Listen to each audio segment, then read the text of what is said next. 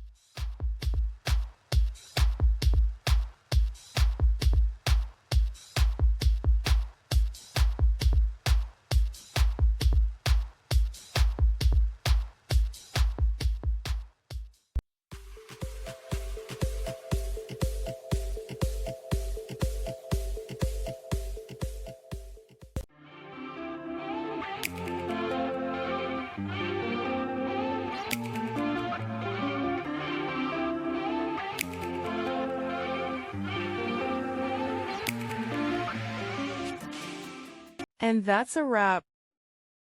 I hope you found the answer you were looking for. If you did, take a second to hit that subscribe button. It really helps out. And let me know in the comments which solution worked best for you. See you next time in the debug zone.